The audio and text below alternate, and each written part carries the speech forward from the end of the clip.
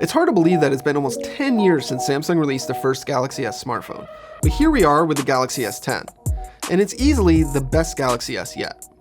But if the first few Galaxy phones were close copies of the iPhone, enough so much that Apple actually sued Samsung and won, the Galaxy S10 shows that Samsung has evolved its flagship to offer almost everything the iPhone doesn't. It's got a headphone jack, expandable storage, a fingerprint scanner, and almost no notch.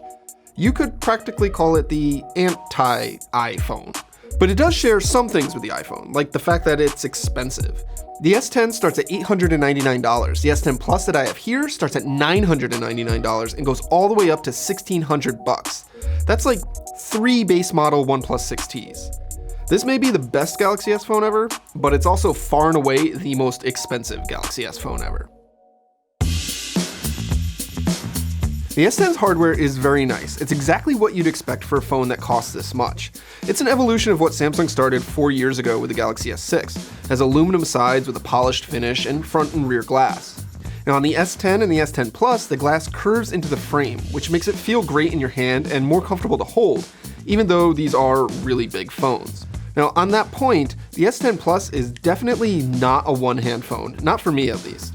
If I were to purchase it, I'd probably put a case and maybe even one of those pop sockets on the back to make it easier to hold and use. If you do want something smaller, Samsung has the regular S10 and then the S10e, which we're going to cover in a separate video, so stay tuned for that. Now like I said before, there's a headphone jack down at the bottom. Samsung actually includes some pretty nice wired headphones that plug right into it, plus loud stereo speakers for when you're not wearing headphones.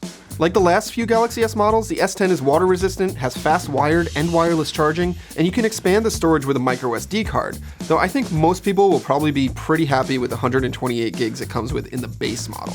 You can even use the S10 to wirelessly charge another device, like Samsung's new Galaxy Bud headphones or Galaxy Watch Active smartwatch, but I really haven't found much use for that beyond just showing it off. The big annoying thing with the S10's hardware is the same as it has been for the last few Samsung phones. There's a hardware button dedicated to launching Bixby. Now fortunately, Samsung is going to let you finally reprogram it to something more useful, like say maybe launching the camera. But sadly, you can't use it to launch the Google Assistant. And this is all I'm going to say about Bixby because it's still bad and you should still avoid it if possible. Inside, the S10 is the first phone I've used with a Snapdragon 855 processor, and performance is really fast. It's smooth and responsive, and there's no real lag anywhere. I don't think it's as blisteringly fast as a OnePlus phone, but I've got no real performance complaints here. I also don't have any complaints with the battery life. I don't think the S10 Plus is breaking any records, but it's reliable enough that I just don't have to worry about it. I've been able to get 2 days between charges with light usage, and have no trouble making it a full day with heavy usage. But it is a big phone with a big battery, so this is the kind of battery life that I kind of expect at this point. The S10 Plus's display does not disappoint. It's a 6.4-inch HDR10 Plus OLED screen that gets super bright and has rich, vibrant colors and great viewing angles. The screen stretches all the way to the top and bottom of the phone with just the tiniest of borders around it. Now Samsung seems to have toned down its super aggressive saturation this year, so the normal video mode, which is what I use this screen in, looks really pleasing and not eye-searing like it used to. But that isn't particularly new or exciting. What is exciting is what's embedded in this display. As you've probably already noticed, the S10 doesn't have a notch cut out for its front-facing camera. Instead, it has this weird hole punch shape off to the right side. On the S10 Plus, that houses 2 cameras, the main camera and a second one for depth effects and portrait mode. Is this any better than a notch, which would just be in the middle of the screen instead of off to the side? I don't really think so. In fact, I would rather have a notch, since at least that has some symmetry. This hole punch design pushes the battery and network indicators off to the left, and it just looks weird when I'm looking at it all day long. Now you can choose to hide the front cameras entirely with a uniform black bar across the top, but that's just like adding a giant bezel to the top and looks even worse. Sometimes that black bar shows up depending on which app you're using. Here's what it looks like when I read an article in Pocket, for example. None of this is the end of the world. The S10's display still looks really nice, and it's probably one of the best actual panels you can get on a phone. I'd just rather have a notch in the middle, but I'm sure you'll let me know in the comments if you disagree.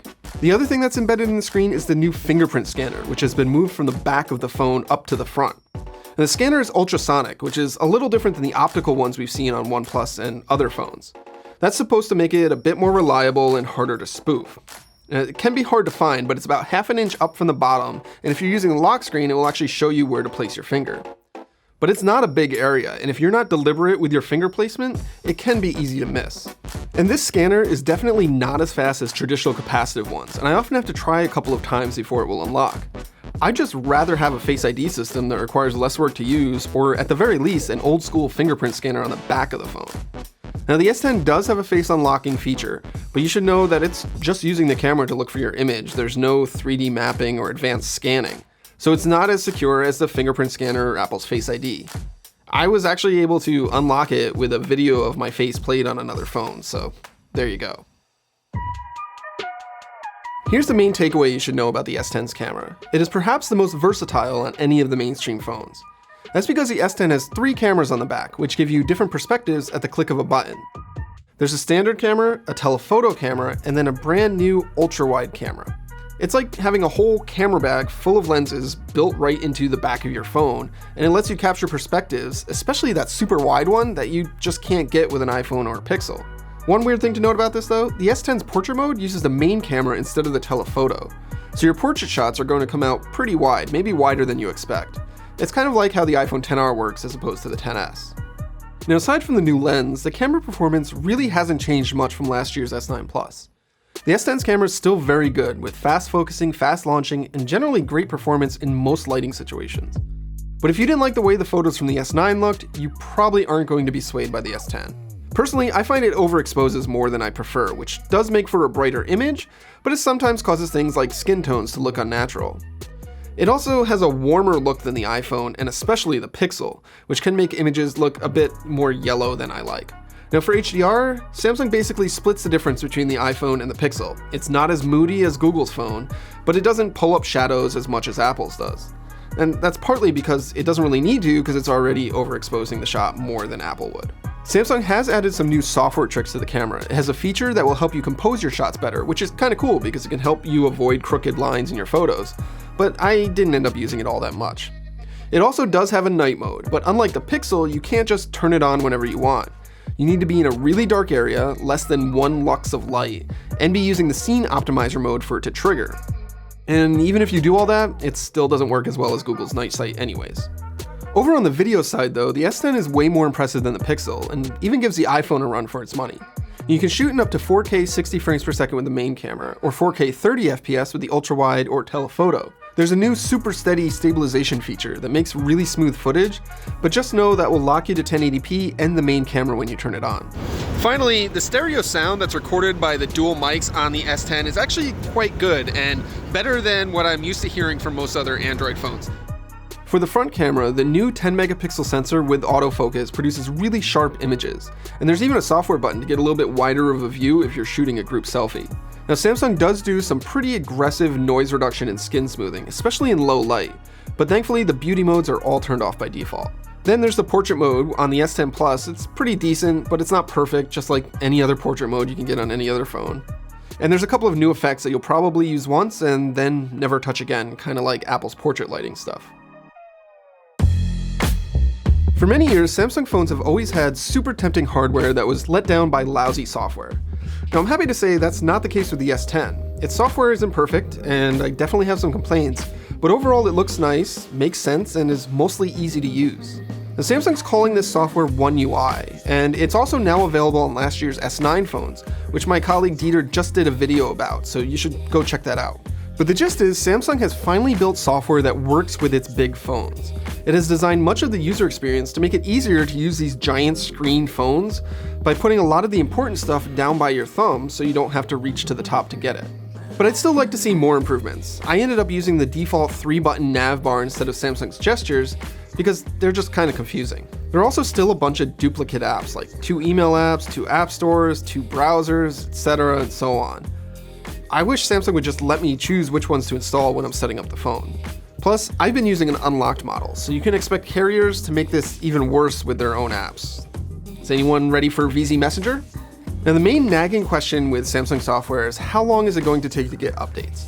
Google's going to release Android Q sometime later this year, and you'll probably have to wait another half a year or more before it arrives on the S10, if last year's schedule was anything to go by. It's easy to dismiss the S10 as just another Galaxy phone without anything really new or groundbreaking, and you'd really not be that wrong. After all, Samsung itself is going to release a crazy folding phone in like 2 months, and the S10 is just another slab smartphone like we've had for years. But this is the Android phone that more people will buy than any other, and it provides as strong an alternative to the iPhone as you can find. It really comes down to personal preference. Are you so married to iOS and iMessage that you'll never leave? Or are you looking for something that has features that you just can't get on the iPhone? If you're the latter, well, then the S10 is here for you. Likewise, if you're debating between the S10 and a Pixel, the question is, how important are software updates and night photography to you? If those things aren't very high on your list, the S10 is better than a Pixel in virtually every other respect. And finally, if you're wondering whether or not the S10 Plus is worth nearly double the cost of a OnePlus 6T, your money will go towards a better display, better speakers, waterproofing, wireless charging, and a much better camera. That might be enough stuff to make it worth it, provided you actually care about all of those things. It's been 10 years since the first Galaxy S phone, and it's clear that Samsung has come a long way. Now, I'm curious to see where's it going to go in the next 10 years. Hey, thanks for watching. For more on the S10, the S10 Plus, and the S10e, be sure to check out theverge.com. We've got way more info in our written reviews on the site if you really want to dive into these. Let me know what you think about the S10 Plus, and what do you want to know about the S10e? We're going to be tackling that one next.